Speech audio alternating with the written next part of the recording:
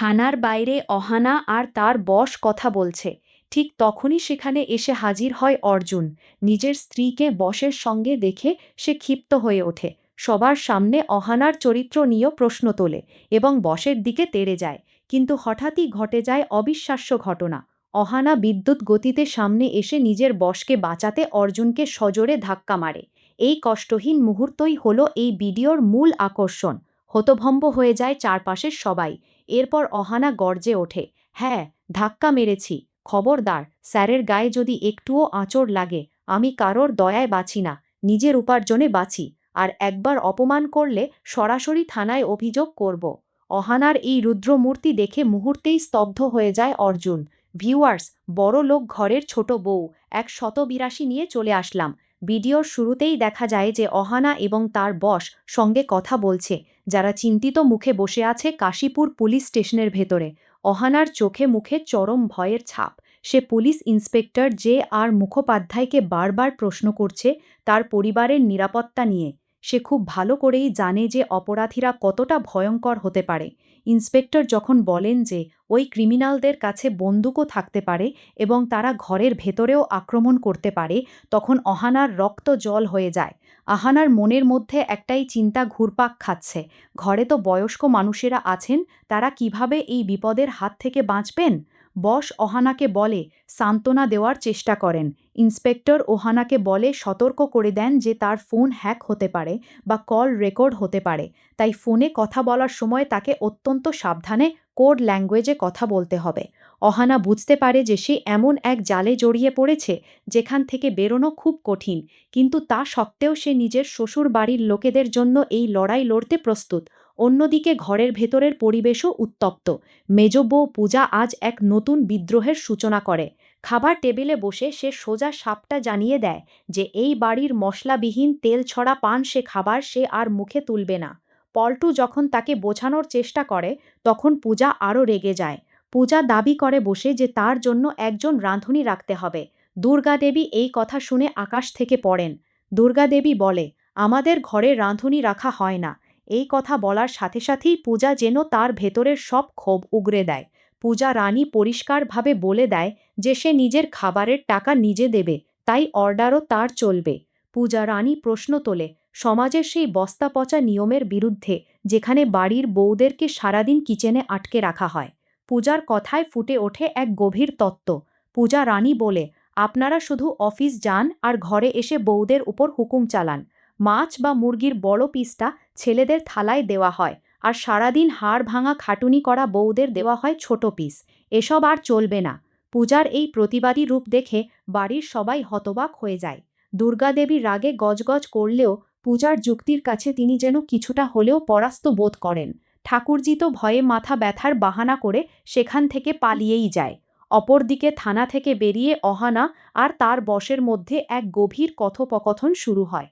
অহানা চায় না যে তার বস তাকে বাড়ি অবধি ছেড়ে দিয়ে আসুক, কারণ অহানা জানে যদি অপরাধীরা তাদের একসাথে দেখে ফেলে তাহলে তারা অ্যালার্ট হয়ে যাবে এবং অহানার পরিবার আরও বড় বিপদে পড়বে। বস অহানাকে বোঝানোর চেষ্টা করেন যে তার উচিত তার স্বামী অর্জুনের সাথে এ ব্যাপারে খোলামেলা আলোচনা করা, কিন্তু অহানার বুকে জমে আছে এক রাশ অভিমান। অহানা বলে, অকারণে কেউ আমার অপমান করবে, এটা আমি কিছুতেই মেনে নিতে পারি না। অহানা জানায় যে সে শুধু তার শাশুড়ি মা দুর্গা দেবী আর বাড়ির অন্যান্য বউদের কথা ভেবেই ওই বাড়িতে পড়ে আছে, না হলে সে কবেই ওই বাড়ি ছেড়ে চলে যেত। অহানা স্বাধীনচেতা। সে বিশ্বাস করে যে প্রত্যেক মানুষের নিজের শর্তে বাঁচার অধিকার আছে। কেউ কারোর উপর জোর করে নিজের ইচ্ছে চাপিয়ে দিতে পারে না। অহানার এই আত্মসম্মানবোধ তাকে অন্যান্য সাধারণ চরিত্রদের থেকে আলাদা করে তোলে। এখানেই গল্পের মোড় থেমে থাকে না। অহানা আর তার বস যখন থানার বাইরে রাস্তায় দাঁড়িয়ে কথা বলছে, ঠিক সেই মুহূর্তেই হলুদ স্কুটারে করে সেখানে এসে হাজির হয় স্বয়ং অর্জুন। নিজের স্ত্রীকে অন্য এক পুরুষের সাথে, তাও আবার থানার মতো একটা জায়গায় দেখে অর্জুনের ইগোতে চরম আঘাত লাগে। সে রাগে ফুসফুসে স্কুটার থেকে নামে। এটা তো অহানা, ও নিজের বসের সাথে থানার সামনে কি করছে? একে তো আমি আজ ছাড়ব না। এই কথা বলে অর্জুন সোজা এগিয়ে যায় অহানার দিকে। অর্জুন এসেই বসের দিকে তেড়ে যায় এবং অকথ্য ভাষায় অপমান করতে শুরু করে। সে দাবি করে যে তার পাড়ায় তার গলিতে এই লোকের কি কাজ। বস অত্যন্ত শান্তভাবে পরিস্থিতি সামাল দেওয়ার চেষ্টা করেন। তিনি বলেন যে তাদের মধ্যে শুধুমাত্র প্রফেশনাল সম্পর্ক এবং তারা কাজের সূত্রেই এখানে এসেছেন। কিন্তু অর্জুন শোনার পাত্র নয়। সে রাস্তার লোক জড়ো করে ফেলে এবং সবার সামনে অহানার চরিত্র নিয়ে নোংরা প্রশ্ন তুলতে শুরু করে। এই লোকটা আমার ফ্যামিলিকে বরবাদ করার ঠিকায় নেমেছে। অর্জুন যখন এই কথা বলে তখন চারিপাশের পরিবেশ থমথমে হয়ে যায়। পাড়ার লোকেরা গোল হয়ে দাঁড়িয়ে এই তামাশা দেখতে থাকে। ঠিক তখনই ঘটে যায় সেই অভাবনীয় ঘটনা, যা দেখে উপস্থিত সবাই স্তব্ধ হয়ে যায়। অর্জুন যখন রাগের মাথায় বসের দিকে আক্রমণাত্মক ভঙ্গিতে তেড়ে যায়, অহানা বিদ্যুৎ গতিতে দুজনের মাঝে এসে দাঁড়ায়। সে নিজের বসকে বাঁচাতে নিজের স্বামী অর্জুনকেই সজোরে এক ধাক্কা মারে। এই দৃশ্যটি সত্যিই গায়ে কাটা দেওয়ার মতো। অর্জুন ছিটকে পিছিয়ে যায় এবং চরম অপমানিত বোধ করে সে নিজের পুরুষতন্ত্রর আঘাত ঢাকতে ভিকটিম কার্ড খেলে পাড়ার লোকের সামনে চিৎকার করে উঠে দেখলেন, আপনারা নিজের বসকে বাঁচানোর জন্য নিজের স্বামীকেই ধাক্কা মেরে দিল অহানার মতো খারাপ মানুষ আমি জীবনে দেখিনি। একটু মোড় ঘুরিয়ে দেখা যায় অহানার আসল রুদ্রমূর্তি। আর সে চুপ করে থাকার পাত্রী নয়। সে পাড়ার লোকের সামনে অর্জুনের চোখের দিকে চোখ রেখে স্পষ্ট জানিয়ে দেয়, হ্যাঁ, মারলাম ধাক্কা, খবরদা। স্যারের গায়ে যদি একটু অচড় লাগে তাহলে আমার চেয়ে সে খারাপ কেউ হবে না। অহানা অর্জুনকে কড়া ভাষায় ওয়ার্নিং দেয়। সে বলে যে সে কারোর দয়ায় বাঁচে না, কারোর টাকায় কেনা দাসী নয় সে নিজের উপার্জনের টাকায় বাঁচে। যদি অর্জুন তাকে আর একটাও উল্টোপাল্টা কথা বলে তাহলে সে এক্ষুনি থানায় গিয়ে মানসিক নির্যাতনের মামলা ঢুকে দেবে আর সোজা অর্জুনের অফিসে গিয়ে তার সম্মান ধুলোয় মিশিয়ে দেবে। অহানা অর্জুনকে তার ছোটবেলার পরিচিত পল্টু দাদার সাথে তুলনা করে বলে যে পল্টু দাদা যেমন তার বউকে অত্যাচার করত, অর্জুন যেন ভুলেও অহানার সাথে সেই চেষ্টা না করে নিজের চাকরির খুব অহংকার হয়ে গেছে না। অহানার এই জ্বলন্ত বাক্যে অর্জুনের সমস্ত অহংকার যেন মুহূর্তের মধ্যে মাটিতে মিশে যায়। অহানা প্রমাণ করে দেয় যে একজন নারী যখন নিজের সম্মানের জন্য রুখে দাঁড়ায় তখন তাকে দমিয়ে রাখা কারোর পক্ষে সম্ভব নয়। এরপর অহানা সগর্বে সেখান থেকে নিজের বসের সাথে বেরিয়ে যায় আর অর্জুন রাস্তায় দাঁড়িয়ে অপমানে জ্বলতে থাকে। অহানার এই আত্মবিশ্বাসী রূপ প্রমাণ করে যে সে আর কোন অন্যায়ের কাছে মাথা নোয়াবে না। তো বন্ধুরা, তোমরা এটাই চাও তো অহানা যেন এভাবেই নিজের আত্মসম্মানের জন্য লড়াই চালিয়ে যায় এবং অর্জুন যেন তার এই জঘন্য ভুল বুঝতে পেরে নিজের পুরুষতান্ত্রিক মানসিকতা থেকে বেরিয়ে আসে। অহানার কঠিন জবাব আর প্রতিবাদে চারপাশের সবাই স্তব্ধ হয়ে যায়। অর্জুনের মুখে তখন আর কোনো কথা নেই। রাগ, অপমান আর হতাশা একসাথে তাকে গ্রাস করে। অন্যদিকে অহানা নিজের বসের সঙ্গে সেখান থেকে চলে গেলেও তার মন একেবারেই শান্ত নয়। সে জানে সামনে আরও বড় ঝড় অপেক্ষা করছে। বাড়িতে ফিরে দুর্গাদেবী পুরো ঘটনার কথা জানতে পারেন। প্রথমে তিনি অহানার ওপর রেগে গেলেও ধীরে ধীরে বুঝতে পারেন যে অহানা যা করেছে তা নিজের সম্মান বাঁচানোর জন্যই করেছে। বাড়ির অন্য বউরাও অহানার পাশে দাঁড়াতে শুরু করে। পূজা তো সরাসরি বলে দেয়, যে মেয়ে নিজের সম্মানের জন্য লড়তে পারে সে অন্যায়ের সামনে কখনো মাথা নত করবে না। এদিকে অর্জুন নিজের ঘরে বসে বারবার সেই দৃশ্যের কথা ভাবতে থাকে। সে বুঝতে পারে রাগের মাথায় সে অনেক বড় ভুল করে ফেলেছে। অহানার চরিত্র নিয়ে প্রকাশ্যে প্রশ্ন তোলা এবং তাকে অপমান করা কোনোভাবেই ঠিক হয়নি, কিন্তু তার অহংকার তাকে এখনও ক্ষমা চাইতে বাধা দেয়। পরের দিন সকালে নতুন বিপদের খবর আসে। Inspector J R Mukhopadhyay phone করে জানায় যে অপরাধী চক্রের বিরুদ্ধে অহানা তথ্য দিয়েছিল তারা এখন আরও সক্রিয় হয়ে উঠেছে। শুধু অহানা নয়, তার পরিবারের সদস্যরাও এখন ঝুঁকির মধ্যে রয়েছে।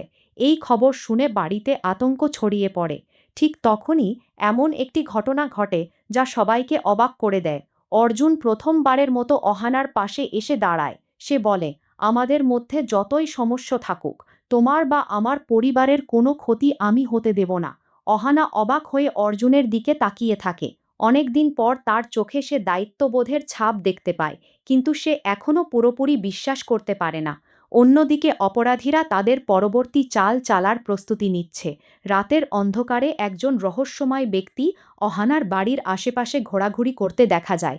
তার হাতে একটি মোবাইল ফোন, যেখানে অহানার পরিবারের ছবি দেখা যাচ্ছে। তাহলে কি সত্যিই বড় কোনো হামলার পরিকল্পনা চলছে? অর্জুন কি নিজের ভুল শুধরে অহানার আস্থা ফিরে পাবে, নাকি নতুন এই বিপদ তাদের সম্পর্ককে আরও গভীর সংকটে ফেলে দেবে? গল্পের পরবর্তী অধ্যায় অপেক্ষা করছে আরও বড় রহস্য, আরও বেশি উত্তেজনা এবং অহানার জীবনের সবচেয়ে কঠিন পরীক্ষা। অহানার আগুন ঝরা কথাগুলো শুনে অর্জুন যেন পাথর হয়ে দাঁড়িয়ে থাকে। চারপাশে জড়ো হওয়া লোকজনও এবার ফিসফিস করে বলতে শুরু করে যে অহানা ভুল কিছু বলেনি। নিজের সম্মান রক্ষার জন্য সে যা করেছে তা যে কোনো আত্মসম্মানী মানুষই করত। অন্যদিকে অহানা নিজের বসের সঙ্গে সেখান থেকে চলে গেলেও তার মনের ভেতরে ঝড় থামেনি। থানায় ইন্সপেক্টরের বলা কথাগুলো বারবার তার কানে বাজতে থাকে। অপরাধীরা যে কোনো সময় আঘাত হানতে পারে, এই চিন্তাই তাকে অস্থির করে তোলে। ঠিক সেই সময় বাড়িতে ঘটে যায় আরেক নতুন ঘটনা। দুর্গা দেবী জানতে পারেন যে বাড়ির আশেপাশে সন্দেহজনক কিছু লোক ঘোরাঘুরি করছে। প্রথমে তিনি বিষয়টিকে গুরুত্ব না দিলেও পরে যখন প্রতিবেশীরাও একই কথা বলেন, তখন তিনি সত্যিই ভয় পেয়ে যান। রাত বাড়ার সঙ্গে সঙ্গে পরিস্থিতি আরও রহস্যময় হয়ে ওঠে। হঠাৎ বাড়ির বাইরে একটি মোটরসাইকেলের শব্দ শোনা যায়। জানালা দিয়ে তাকিয়ে পূজা দেখতে পায় দুজন অচেনা লোক বাড়ির দিকে নজর রাখছে। সে সঙ্গে সঙ্গে সবাইকে খবর দেয়। এদিকে অহানা বাড়ি ফেরার পথে একটি অজানা নম্বর থেকে ফোন পায়। ফোনের ওপাশ থেকে ভেসে আসে ঠান্ডা গলায় একটি হুমকি, তুমি পুলিশকে যা জানিয়েছ তার ফল খুব শিগগিরই দেখতে পাবে। নিজের পরিবারকে বাঁচাতে চাইলে এখনই চুপ হয়ে যাও। কথাগুলো শুনে অহানার বুক কেঁপে ওঠে, কিন্তু ভয়ের বদলে তার চোখে জ্বলে ওঠে প্রতিরোধের আগুন। সে বুঝে যায় এখন পিছু হটার আর কোনো পথ নেই। ঠিক তখনই আরেকটি চমকপ্রদ ঘটনা ঘটে। অর্জুন, যে কিছুক্ষণ আগেও অহানাকে অপমান করছিল, সে হঠাৎ থানায় গিয়ে ইন্সপেক্টর জে আর মুখোপাধ্যায়ের সঙ্গে দেখা করে।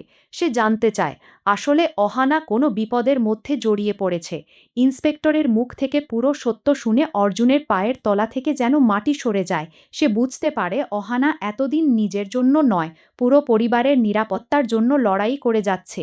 আর তখনই অর্জুন জীবনের সবচেয়ে বড় সিদ্ধান্ত নেয়। সে ঠিক করে, যাই হোক না কেন, এবার সে অহানার পাশে দাঁড়াবে। রাত যত গভীর হয়, রহস্য ততই ঘন হয়ে ওঠে। অহানার বাড়ির চারপাশে অদ্ভুত নীরবতা নেমে আসে, যেন কেউ ইচ্ছাকৃতভাবে পরিবেশটাকে নিঃশ্বাসহীন করে রেখেছে। দূরের রাস্তার আলোও মাঝে মাঝে টিমটিম করে নিভে যায়। হঠাৎ করে বাড়ির পেছনের দিকে একটা শব্দ শোনা যায়, মৃদু কিন্তু স্পষ্ট। কাঁচ ভাঙার নয়, বরং কারো সাবধানে পা ফেলার শব্দ। ভেতরে বসে থাকা অর্জুন প্রথমে গুরুত্ব না দিলেও দ্বিতীয়বার একই শব্দ শুনে সে উঠে দাঁড়ায়। তার মুখে এবার আর আগের অহংকার নেই, আছে সতর্কতা আর দায়িত্বের ছাপ। সে ধীরে ধীরে জানালার দিকে এগিয়ে যায়। ঠিক তখনই ফোন বেজে ওঠে। ইন্সপেক্টর জে আর মুখোপাধ্যায়ের কণ্ঠ ভেসে আসে। ওরা নড়াচড়া শুরু করেছে, বাড়ির বাইরে লোকেশন কনফার্মও করা গেছে। খুব সাবধান থাকবেন। এই কথা শেষ হতেই লাইনের ওপাশে আর কোনো শব্দ থাকে না। এদিকে অহানা নিচে নেমে আসে। অর্জুনকে জানালা বন্ধ করতে দেখে সে শান্ত গলায় বলে, তুমি যদি সত্যিই সাহায্য করতে এসেছ, তাহলে শুধু দাঁড়িয়ে দেখবে না। এই কথাটা অর্জুনের ভিতরে কোথাও গিয়ে লাগে। সে কিছুক্ষণ চুপ থেকে ধীরে ধীরে বলে, আমি আর শুধু দেখব না। ঠিক তখনই বাইরে গেটের দিকে দ্রুত পায়ের শব্দ শোনা যায়। একের পর এক ছায়ামূর্তি দেয়ালের পাশ দিয়ে এগিয়ে আসে। কেউ নিশ্চিতভাবে বাড়ির ভিতরে ঢোকার চেষ্টা করছে। হঠাৎই বিদ্যুৎ চলে যায়। পুরো বাড়ি অন্ধকারে ঢেকে যায়। অন্ধকারের মধ্যে শুধু শোনা যায় কারো ফিসফি, ওই ফাইলটা ওর কাছে আছে, যেভাবেই হোক নিতে হবে। অহানা বুঝে যায় শুধু সে নয়, তার কাছে থাকা তথ্যটাই এখন সবার লক্ষ্য। অর্জুন এবার সম্পূর্ণভাবে তার সামনে দাঁড়ায়। অন্ধকারেই তার কণ্ঠ শোনা যায়, এই বাড়ির ভেতরে কেউ ঢুকতে পারবে না। পরক্ষণেই দরজায় প্রচণ্ড ধাক্কা লাগে। আর ঠিক সেই মুহূর্তে কে সত্যি বন্ধু আর কে শত্রু, এই লড়াই শুরু হয়ে যায় সেই অন্ধকার ঘর থেকেই। পরের পর্বে প্রকাশ পাবে সেই ফাইলের আসল সত্য এবং অর্জুন অহানার সম্পর্কের সবচেয়ে বড় পরীক্ষা। দরজা লাগাতার ধাক্কার শব্দে পুরো বাড়ি কেঁপে ওঠে। অন্ধকারে কেউ কাউকে স্পষ্ট দেখতে পাচ্ছে না, শুধু শ্বাস প্রশ্বাসের শব্দ আর আতঙ্কে থমথমে পরিবেশ। অহানা ধীরে ধীরে দেয়ালের পাশে সরে যায়, তার চোখে ভয় থাকলেও মুখে দৃঢ়তা। সে বুঝতে পারে এই মুহূর্তে যদি সে ভেঙে পড়ে তাহলে সব শেষ। হঠাৎই অর্জুন তার ফোনের টর্চ অন করে। ক্ষীণ আলোয় দেখা যায় দরজার বাইরে কয়েকজন মুখোশধারী মানুষ জোর করে ঢোকার চেষ্টা করছে। একজন চিৎকার করে ওঠে, ওই মেয়েটাকে ধর, ফাইলটা ওর কাছেই আছে। এই কথা শুনতেই অর্জুন আর দ্বিধা করে না। সে ভারী কণ্ঠে বলে, তোমরা এখানে ঢুকতে পারবে না। পরের মুহূর্তেই সে দরজার ভারী লক শক্ত করে আটকে দেয়। কিন্তু বাইরে থেকে ধাক্কা আরও তীব্র হয়ে ওঠে। কাঠের দরজা ভেঙে পড়ার মতো অবস্থায় চলে আসে। ঠিক তখনই হঠাৎই সাইরেনের শব্দ শোনা যায়। দূরে পুলিশের গাড়ির আলো দেখা যায়। ইন্সপেক্টর জি আর মুখোপাধ্যায় দ্রুত ঘটনাস্থলে পৌঁছে যান। তিনি চিৎকার করে নির্দেশ দেন, চারদিক ঘিরে ফেলো, কাউকে পালাতে দিও না। এই শব্দ শোনার পর বাইরে থাকা লোকগুলো কিছুটা বিভ্রান্ত হয়ে যায়। এই সুযোগে অর্জুন দরজা খুলে সামনের দিকে এগিয়ে যায়। এবার তার কণ্ঠে আগের অহংকার নেই, আছে স্পষ্ট সিদ্ধান্ত। এই খেলা এখানেই শেষ। অহানা তার পেছনে দাঁড়িয়ে থাকে, কিন্তু তার চোখে এখনও একটা প্রশ্ন, এই লড়াই কি শুধু শত্রুর বিরুদ্ধে নাকি নিজের ভেতরের মানুষগুলোর বিরুদ্ধেও? হঠাৎ করে ফিসেকটা নেগিবার স্বামীদের খুব ইনকাঠন, তবেই সেহিম ভিনন করছে। নেগিবার স্বামীদের ঘুড়ি পূর্ত কথা নাই বা। অর্জুন এক মুহূর্ত দেরি না করে বলে, তাহলে আমরা সময় নষ্ট করছি কেন? অহানা তার পাশে দাঁড়িয়ে ধীরে বলে, এইবার যদি যাই তাহলে ফিরতে পারবো কিনা জানি না। অর্জুন উত্তর দেয়, ফিরতেই হবে। গাড়ি যখন অন্ধকার রাস্তায় গন্তব্যের দিকে এগিয়ে যায়, তখন দূরে সেই গুদামঘরের ছায়া দেখা যায়। আর ভেতরে কেউ একজন ফোন রেখে ধীরে বলে ওঠে, তারা আসছে। গাড়ি দ্রুতগতিতে শহরের নিস্তব্ধ রাস্তা পেরিয়ে এগিয়ে চলেছে। চারপাশে কুয়াশার মতো এক ধরনের অস্বস্তি ভেসে আছে। কেউই খুব একটা কথা বলছে না। অহানা জানালার বাইরে তাকিয়ে থাকে। তার হাতে থাকা ছোট একটি পেন ড্রাইভ শক্ত করে ধরা। এই ছোট জিনিসটাই এত বড় বিপদের কারণ, সে জানে। অর্জুন বারবার আয়নায় পেছনের রাস্তা পর্যবেক্ষণ করছে। তার সন্দেহ কেউ তাদের অনুসরণ করছে। হঠাৎ সে বলে ওঠে, গাড়ি থামাও। ড্রাইভার কিছু বুঝে ওঠার আগেই সামনে হেডলাইটে একটা কালো গাড়ি দেখা যায়। রাস্তার মাঝখানে ইচ্ছাকৃতভাবে দাঁড়িয়ে আছে। ইন্সপেক্টর জে আর মুখোপাধ্যায়ের গাড়ি পিছন থেকে এসে দাঁড়ায়। তিনি দ্রুত বলেন, এটা ফাঁদ হতে পারে। ঠিক তখনই কালো গাড়ি থেকে কেউ নামে না, বরং ভেতর থেকে শুধু একটা ফোন রিং হতে থাকে। অর্জুন ধীরে ধীরে এগিয়ে যায়। দরজা খুলতেই ভেতরটা খালি, শুধু একটি কাগজ রাখা। কাগজে লেখা, গুদামঘরে গেলে সত্য পাবে, কিন্তু ফিরবে না। এই লাইন পড়ে এক মুহূর্ত নীরবতা নেমে আসে। অহানা নিচু স্বরে বলে, ওরা আমাদের সেখানে টানছে, ইচ্ছা করে। অর্জুন কাগজটা মুঠো করে ধরে ফেলে। তারপর বলে, তাহলে আমরা তাদের প্লাজানেই খেলব। কিছুক্ষণ পর তারা গুদামঘরের সামনে পৌঁছায়। বিশাল পুরনো ভবনটা অন্ধকারে দাঁড়িয়ে আছে, যেন বহু বছর ধরে কোনো জীবন স্পর্শ করেনি। ভেতরে ঢোকার আগে ইন্সপেক্টর বলেন, একসাথে থাকো, কেউ আলাদা হবে না। দরজা খোলার সাথে সাথে ভেতর থেকে ঠান্ডা বাতাস বেরিয়ে আসে। ধুলোর গন্ধ আর পুরনো লোহার শব্দে পরিবেশ ভারী হয়ে ওঠে। অর্জুন টর্চ জ্বালায়। আলোয় দেখা যায় মেঝেতে অনেকগুলো ফাইল ছড়িয়ে আছে, আর দেয়ালে লাগানো কিছু ছবি, যেগুলোতে শুধু অহানাই নয়, তার পরিবারের অনেক সদস্যের ছবি আছে। অহানা স্তব্ধ হয়ে যায়। এগুলো আমার ওপর এতদিন নজর রাখছিল ওরা? হঠাৎই পেছন থেকে একটি কণ্ঠ শোনা যায়, শুধু নজর না, আমরা অপেক্ষা করছিলাম, তুমি কখন নিজেরাই এখানে আসবে। সবাই ঘুরে তাকায়। অন্ধকার থেকে ধীরে ধীরে একজন বেরিয়ে আসে। মুখে কোনো ভয় নেই, বরং অদ্ভুত এক আত্মবিশ্বাস। অর্জুন নিচু গলায় বলে, তুমি কে? লোকটি হেসে ওঠে, আমি সেই গল্পের শেষ অধ্যায়, যেটা তোমরা শুরু করেছিলে। গুদামঘরের ভেতরে এবার শুরু হয় আসল মুখোমুখি সংঘাত, যেখানে শুধু সৎজ নয়, প্রতিটি সম্পর্ক পরীক্ষা দিতে যাচ্ছে। অন্ধকার গুদামঘরের ভেতরে নীরবতা যেন হঠাৎ ভেঙে চূর্ণ হয়ে যায়। সেই রহস্যময় ব্যক্তির শেষ বাক্যটা বাতাসে ঝুলে থাকে, আমি সেই গল্পের শেষ অধ্যায়।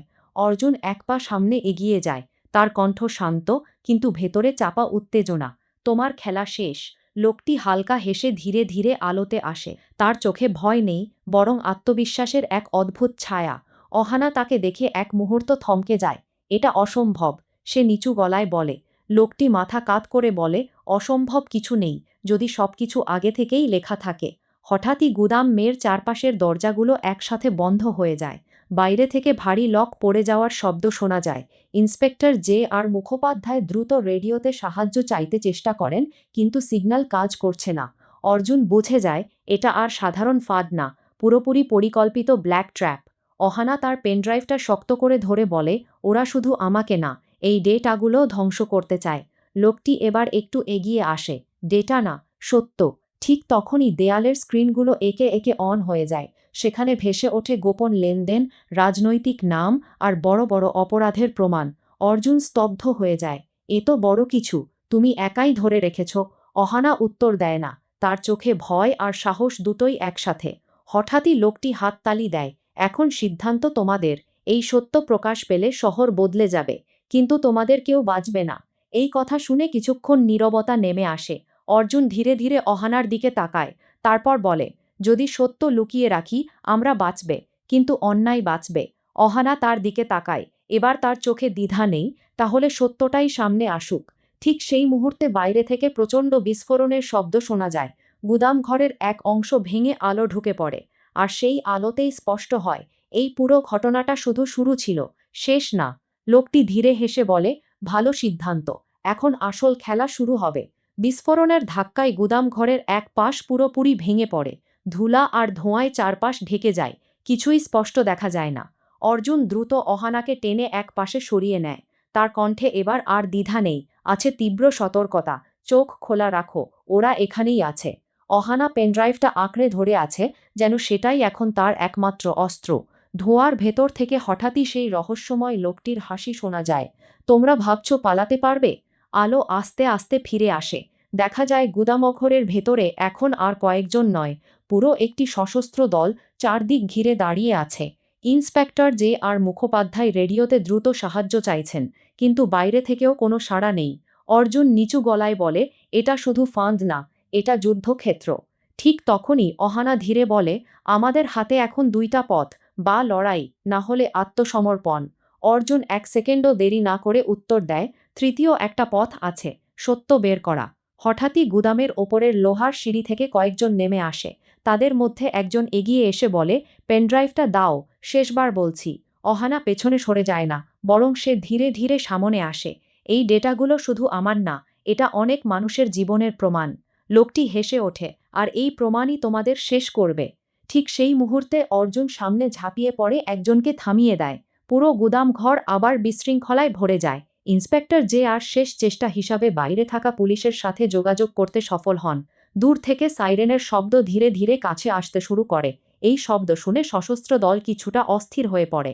রহস্যময় লোকটি এবার প্রথমবার রেগে যায়। সময় শেষ, পেনড্রাইভটা নাও। হঠাৎই সে নিজের পিস্তল বের করে অহানার দিকে এগিয়ে আসে। অর্জুন এক মুহূর্ত দেরি না করে সামনে দাঁড়িয়ে যায়। তার আগে তোমাকে আমাকে পার হতে হবে। ঠিক তখনই বাইরে থেকে পুলিশের আলো পুরো এলাকা ঘিরে ফেলে। গুদাম ঘরের দরজা ভেঙে ফোর্স ঢুকে পড়ে। ইন্সপেক্টর যে আর চিৎকার করে বলেন, সবাই হাত নামাও। চারদিক থেকে ঘিরে পড়ায় সশস্ত্র দল ধীরে ধীরে নিয়ন্ত্রণ হারাতে শুরু করে। রহস্যময় লোকটি ধীরে ধীরে পেছাতে থাকে, কিন্তু তার মুখে এখনও এক অদ্ভুত হাসি। সে ফিসফিস করে বলে, তোমরা শুধু একটা পর্ব জিতেছ, পুরো গল্প না। তারপর সে ধোঁয়ার ভেতরে হারিয়ে যায়। অহানা কাপা হাতে পেন ড্রাইভটা ধরে দাঁড়িয়ে থাকে। অর্জুন তার দিকে তাকায়। এবার তাদের মধ্যে কোনো সন্দেহ নেই, শুধু একটাই বাস্তবতা। এটা শেষ না, অর্জুন বলে, এটা শুরু। পুলিশ পুরো গুদামঘর ঘিরে ফেলার পরও পরিবেশে একটা অদ্ভুত চাপা নীরবতা থেকে যায়। ধোঁয়া ধীরে ধীরে ছড়িয়ে পড়ছে, আর ভাঙা লোহার শব্দ মাঝে মাঝে কানে আসছে।